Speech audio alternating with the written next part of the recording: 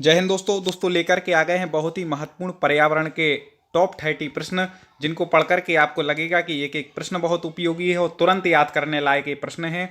आपको पेपर से पहले इन प्रश्नों को दोस्तों एक बार अच्छे से पढ़ लेना है, रट लेना है। तो शुरुआत हम कर रहे हैं। पिछले आपने हमारे पर्यावरण के वीडियो ना देखे हो तो प्ले लिस्ट पर जा करके जरूर देखना, और आगे के आपको वीडियो मिलते रहें सब विषयों के, इसलिए चैनल को सब्सक्राइब तुरंत कर लें। यदि सब्सक्राइब ना किया हो वीडियो को लाइक करें। शुरुआत करते हैं। घास भूमि में पेड़ घासों को पारिस्थितिकीय प्रतिस्थापन के रूप में प्रतिस्थापित नहीं कर सकते। क्यों नहीं कर सकते? क्योंकि ऐसे ही प्रश्न दोस्तों पेपर में आएंगे आपके पर्यावरण के, याद रखिएगा। तो आपको बता दें इसका उत्तर हो जाएगा सीमित सूर्य प्रकाश और पोषक तत्वों की कमी के कारण उनको प्रतिस्थापन नहीं कर सकते हैं। ठीक है, अब आपको ही फटाफट कमेंट में उत्तर देते जाना है दोस्तों, समय नहीं लगाना है। कम समय में चाहता हूं पूरे प्रश्न आपके हो जाएं। वह पौधे जिसमें पुष्प उसके पूरे जीवन काल में एक ही बार आता है क्या कहलाता है? कई बार पूछा गया प्रश्न है। वे पौधे जिनमें पुष्प उनके पूरे जीवन में एक ही बार आते हैं वो कौन से पौधे कहलाते हैं? ये आपने पढ़ा होगा, हमारे पिछले वीडियो के भी अभ्यास किए होंगे, तो बहुत मजबूत आपकी पर्यावरण हो चुकी होगी। इसलिए मैं कह रहा हूं कि पूरे वीडियो आप क्रम से पर्यावरण की प्ले लिस्ट में जाकर के देख सकते हैं और सब्सक्राइब करके हमसे जुड़ भी सकते हैं।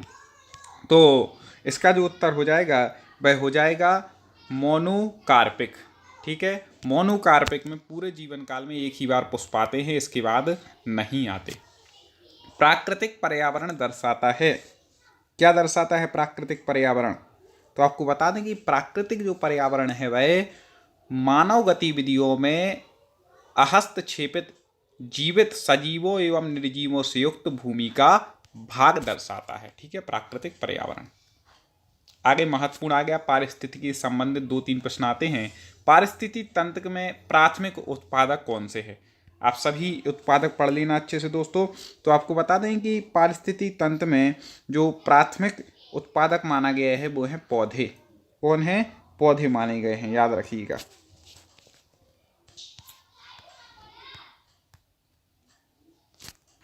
कोमास बीज में पाए जाते हैं। कोमास बीज में क्या पाए जाते हैं? जल्दी से बता दें, फटाफट कमेंट कर दें। तो आपको बता दें कि कोमास बीज में लंबे रेशे होते हैं। क्या होते हैं? लंबे रेशे पाए जाते हैं। प्रायद्वीपीय भारत की सबसे लंबी नदी, वेरी वेरी आईएमपी, प्रायद्वीपीय भारत की पूछी गई है, कंफ्यूज बिल्कुल नहीं होना है। सबसे लंबी नदी कौन सी है? तो आपको बता दें प्रायद्वीपीय भारत की सबसे लंबी नदी जो है वह है कौन? गोदावरी। आप लोग भी कमेंट में बिल्कुल सही उत्तर देते जाते हैं दोस्तों, ऐसे ही देते जाओ, और निरंतर हम वीडियो ला रहे हैं पर्यावरण के। अगला है निम्नलिखित में से वे राज्य कौन से हैं जिनमें अगस्तमलाई जीव मंडल फैला हुआ है? वो राज्य आपको बताने जिनमें अगस्तमलाई बायोस्फीयर रिजर्व, ठीक है, फैला हुआ है, जीव मंडल फैला हुआ है। तो आपको बता दें कि वह फैला हुआ है केरल और तमिलनाडु में। कहाँ कहाँ फैला है? केरल और तमिलनाडु में। ठीक है, 2001 में इसकी स्थापना हुई थी। कई बार सन भी पूछा जाता है, तो 2001 आपको याद रखना है। अगला है भारत में निम्नलिखित में से किस क्षेत्र में विविध अंतः समुद्री पेड़ों तथा प्राणी जात का संरक्षण करने का जैव रिजर्व बायो रिजर्व है? कहाँ पर है यह जैव रिजर्व? जल्दी से बता दें। तो आपको बता दें यह है अंडमान निकोबार द्वीप समूह में। ठीक है, सब प्रकार के क्वेश्चन है, सरल भी हैं कठिन भी हैं, जैसे पेपर में आते हैं। भारत के किस राज्य में अनुमानतः कोयले को विशालतम सुरक्षित भंडार उपलब्ध है? किस राज्य में कोयले के विशालतम सुरक्षित भंडार? तो आपको बता दें कि इसका जो सही उत्तर हो जाएगा वह हो जाएगा बिहार में है, नवनिर्मित झारखंड समेत, जो नया झारखंड बना है से कट के उससे सहित। ठीक है, तो गौड़वायु की जो चट्टानें हैं सबसे प्रमुख क्षेत्र इसका पश्चिम बंगाल, झारखंड, ओडिशा आदि राज्यों में विस्तृत है। लेकिन प्रश्न में जो पूछा गया है उसके अनुसार जो बिहार का क्षेत्र है वहाँ पर कोयला ऐसा ज़्यादा पाया जाता है। भारत में ध्वनि प्रदूषण का स्तर स्वीकार किया गया है, वेरी वेरी वेरी आईएमपी, कई बार पूछा गया मैंने देखा पेपरों में। तो आपको बता दें यह जो स्वीकार किया गया है वह 40 से 45 डेसिबल। ठीक है, और प्रदूषण नियमन एवं नियंत्रण एक्ट 2000 के तहत ये निर्धारित किया गया है, यह भी याद रखिएगा।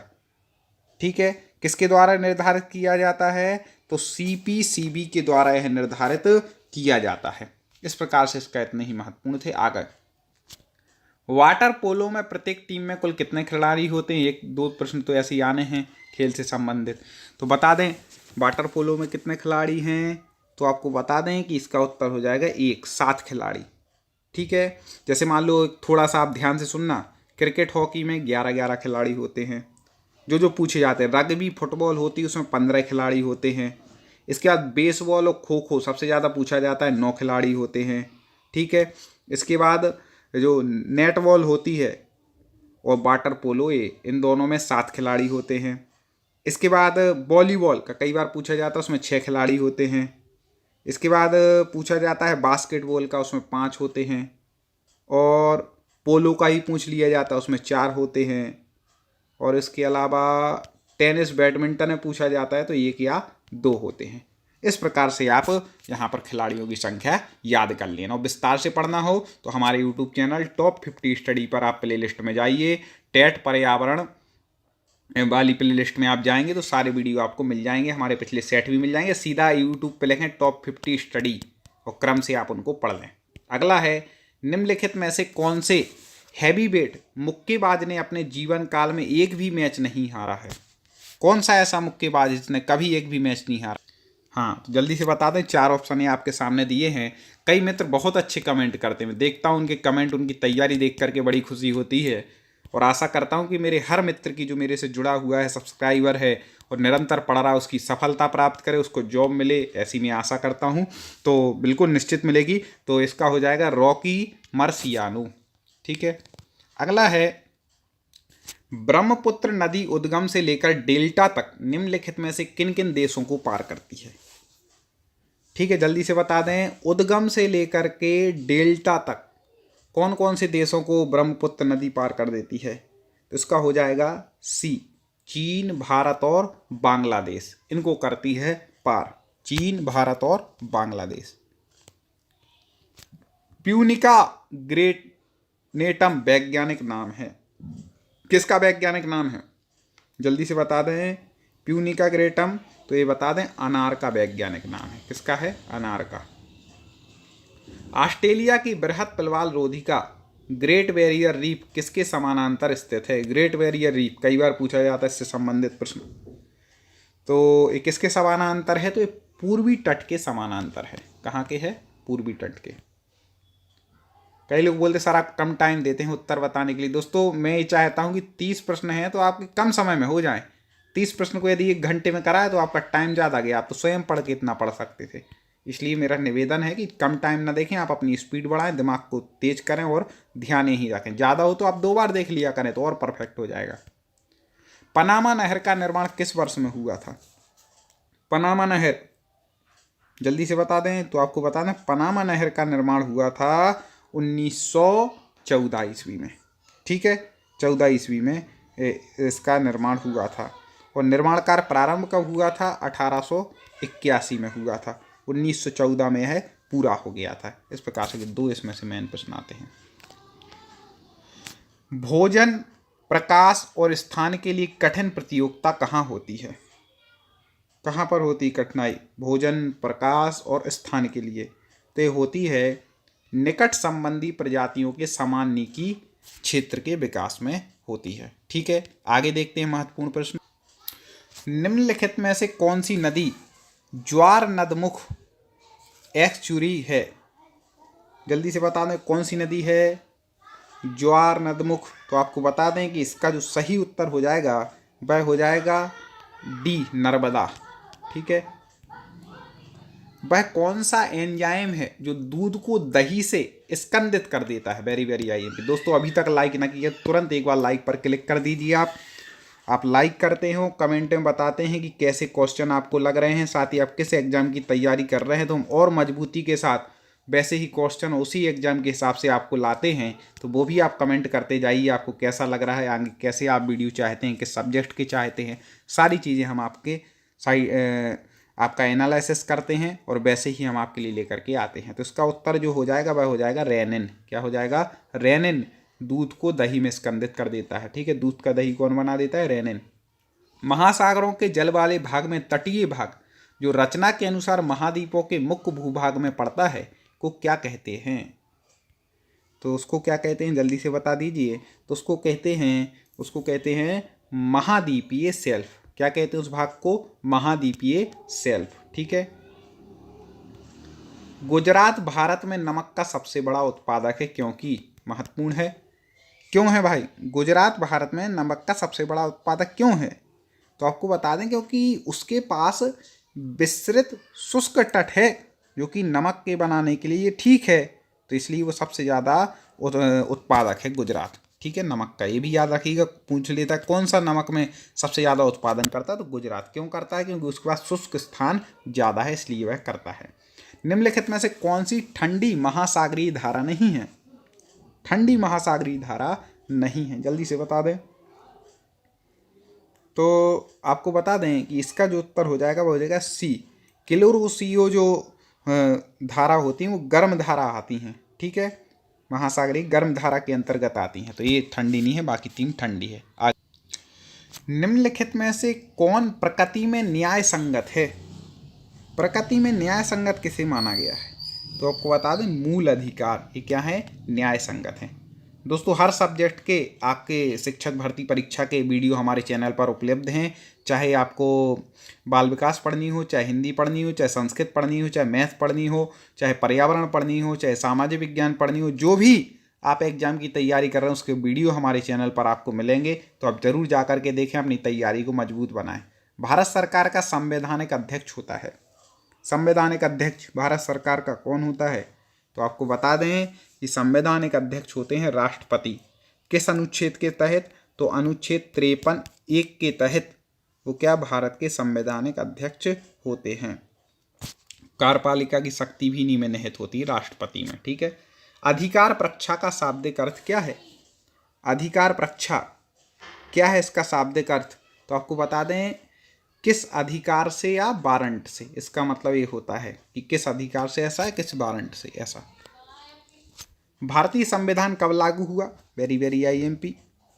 तो कई बार पूछा गया, सबको पता भी है कि जो है 26 जनवरी 1950। ठीक है, 26 जनवरी 1950 को क्या हुआ था? भारतीय संविधान लागू हुआ था। इसी के उपलक्ष्य में हम लोग क्या गणतंत्र दिवस भी मनाते हैं। सर्वोच्च न्यायालय द्वारा संविधान का मूल ढांचा का सिद्धांत निम्नलिखित में से किस मामले में घोषित किया गया? ठीक है, जल्दी से बता दें किस मामले में घोषित किया गया था। तो इसका जो उत्तर हो, नहीं 2 में से है, 2 ऑप्शन दिखाने की भी जरूरत नहीं, मैं बता दे रहा हूँ। 2 में से एक तुक्का लगा दो भाई, नहीं पढ़ा हो तो। आखिर पढ़ना है, तुक्के से काम नहीं चलता। ठीक है, तुक्का 10% काम में आता है, 90% तो पढ़ाई ही काम आती है, इसलिए 90% पर फोकस करें, अच्छे से पढ़ें। तो इसका बता दें ये हो जाएगा केशवानंद भारती मामले में। ठीक है, आगे। निम्नलिखित में से किस वर्ष आतंकवाद रोकथाम अधिनियम पोटा अधिनियमित हुआ? किस वर्ष हुआ था भाई आतंकवादी रोकथाम अधिनियम? तो आपको बता दें कि इसका जो सही उत्तर हो जाएगा वह हो जाएगा 2002 सी। पर्यावरण शिक्षण के भी प्रश्न आते हैं, तो उसके भी अपन ने कुछ प्रश्न ले लिए हैं। निम्नलिखित में से क्या पर्यावरण शिक्षा का लक्ष्य है? पर्यावरण का शिक्षा का लक्ष्य क्या है? कई बार पूछा गया ये। तो आपको बता दें पर्यावरण जो शिक्षा का लक्ष्य है, तो यहाँ पर लिखा है, पहला है बच्चों में वैज्ञानिक जानकारी का विस्तार करना, ये तो है ही। बच्चों को उनके परिवेश का महत्व समझाना, ये भी है। पर्यावरण संरक्षण के महत्वों से बच्चों को अवगत कराना, ये भी है। तो 3 तो हैं ही, तो प्रयोग सभी हो जाएगा। ठीक है दोस्तों, आगे बढ़ जाते हैं। स्कूलों में पर्यावरण शिक्षा का उद्देश्य बच्चों को ज्ञान, दृष्टिकोण और कौशल प्रदान करने का है, ताकि बच्चे क्या कर सकें। तो इसका दोस्तों लाइक और शेयर जरूर करना है, आपको याद रखना है। संस्कृत की भी डेली हम 2 क्लासें लाते हैं, एक सुबह 8:30 बजे और एक रात को 9:45 पर। किसी दिन मान लो 9:45 वाली क्लास किसी कारणवश नहीं हो जा पाती तो आपको दूसरा सब्जेक्ट ले आते हैं। 2 कंटिन्यू तो क्लास चल ही रही हो, बीच बीच में रात को 8 बजे भी एक क्लास आ जाती है, दोपहर 3 बजे भी, अलग अलग आपकी पूरी सब्जेक्ट की क्लासें आ रही हैं, सब पढ़ें। वे सही अर्थों में, क्या हो जाएगा इसका उत्तर, वे सही अर्थों में पर्यावरण को बेहतर बनाने में सक्षम हो सकें और संधारणीय विकास के उद्देश्य को प्राप्त करने में योगदान दे सकें। यही उद्देश्य यहाँ पर प्रदान किया गया है। इस प्रकार से आज हमने टॉप 30 प्रश्नों पर चर्चा की। कल पुनः आगे ऐसे ही 30 प्रश्न लेकर के आएंगे। आप इसी तरह जुड़े रहें, पढ़ते रहें, अपनी तैयारी को मजबूत बनाएं। ढेर सारी शुभकामनाएं। जय हिंद।